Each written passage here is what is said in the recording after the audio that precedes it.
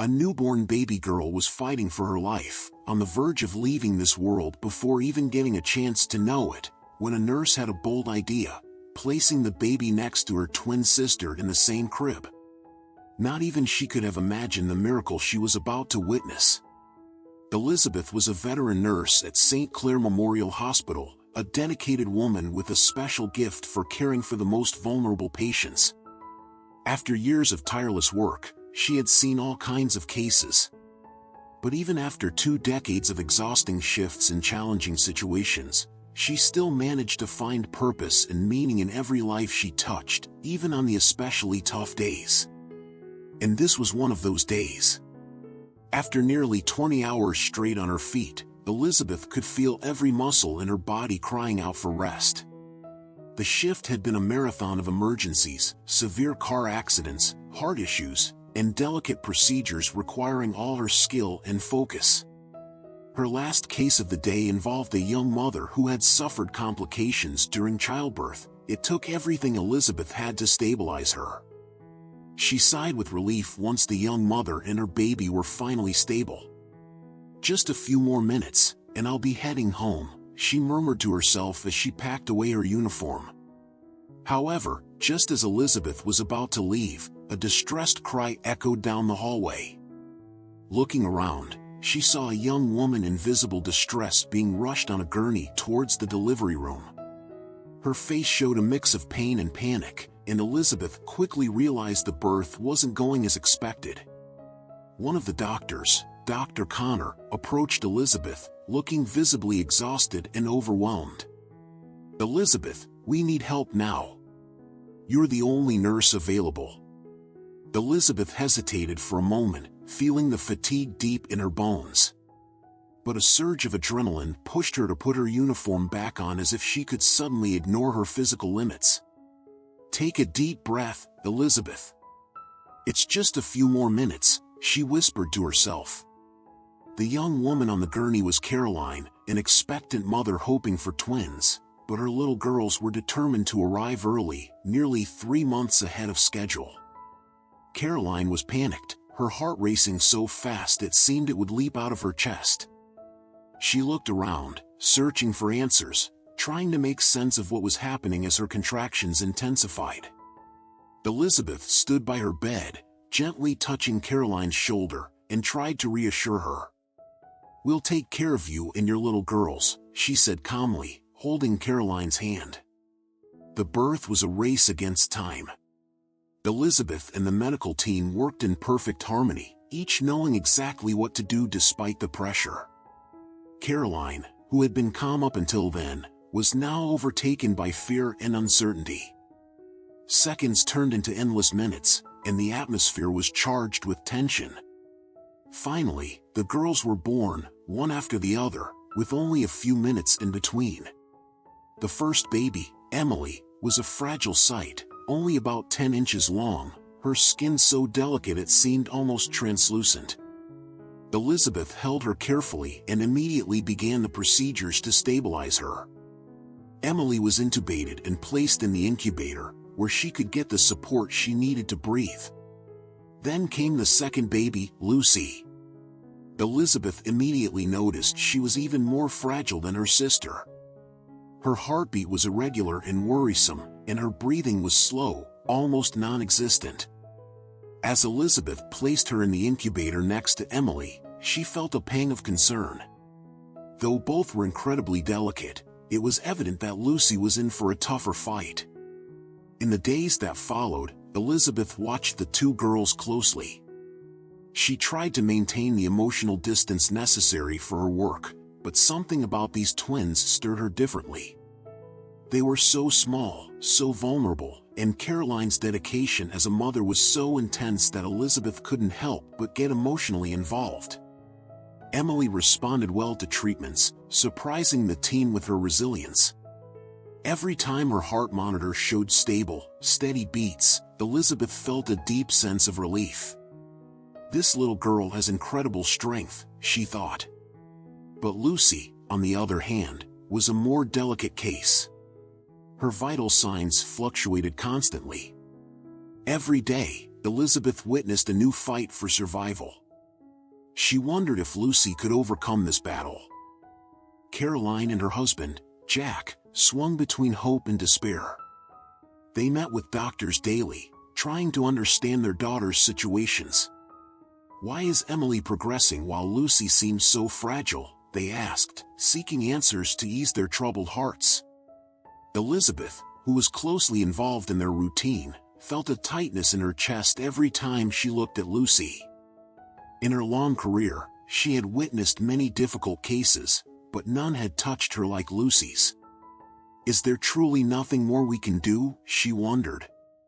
Then, one cold, silent night, Elizabeth noticed a drastic change in Lucy's condition. The heart monitor showed a dangerous drop in beats, and her skin was taking on a purplish tone. "I'm not giving up on her," Elizabeth thought, determined, even though she was uncertain.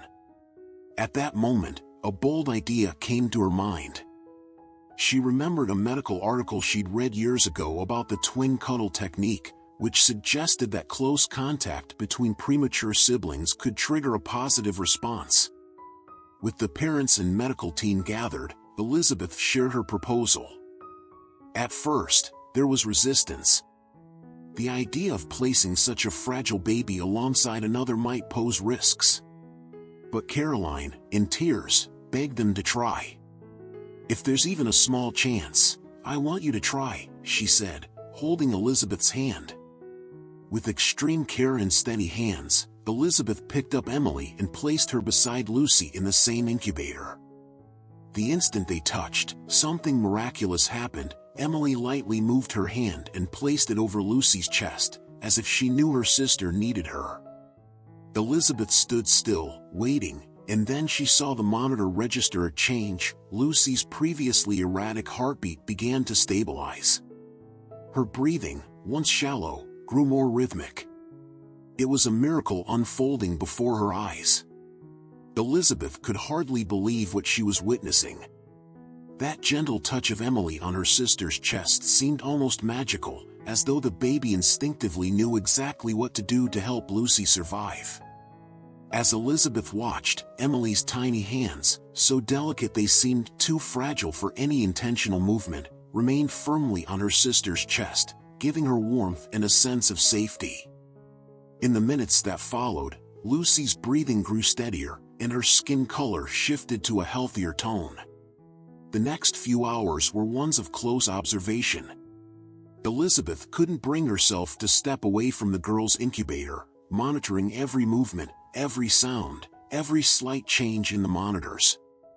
She knew those vital signs were still fragile, that Lucy had a long road ahead, but what she was witnessing went beyond any medical explanation. Even the doctors following the case were perplexed. In years of practice, none of them had ever seen anything like this.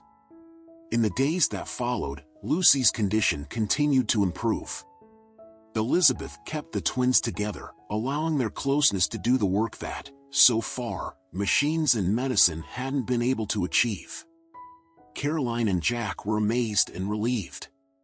Every day, they spent hours beside the incubator, watching their daughters and murmuring prayers of thanks. The bond between Emily and Lucy was so strong that, whenever the nurses attempted to separate them for care and monitoring, Lucy's condition would slightly worsen. It was enough to put Emily back beside her for the signs of improvement to return. Elizabeth felt something profound and personal unfolding. Although she was a seasoned professional whose career was marked by rationality and technique, she allowed herself to believe that something greater was at work. Every time she looked at the girls, she felt an inexplicable urge to protect them, to ensure that the bond between them would never be broken. In secret, she began to pray for them. During moments of quiet, when the hospital finally fell silent, she would close her eyes beside their incubators and ask for Lucy to continue improving.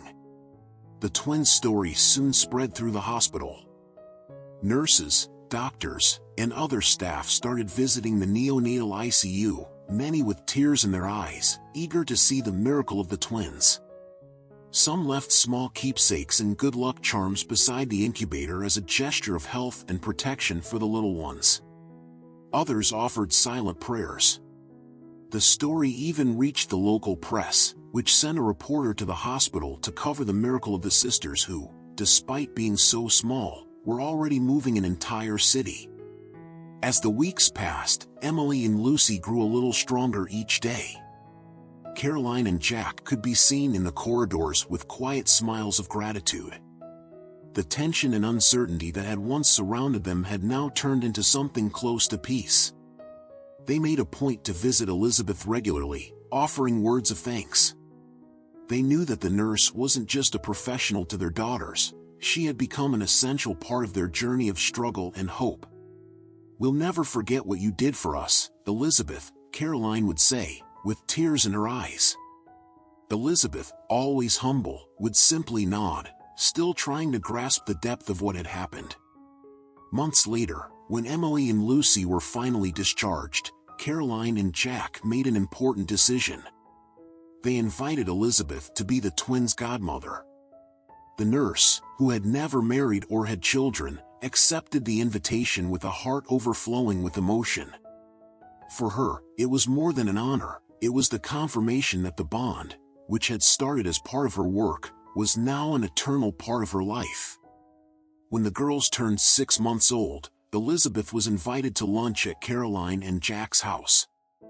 Upon arriving, she was amazed to see the girls so healthy, strong, and full of life.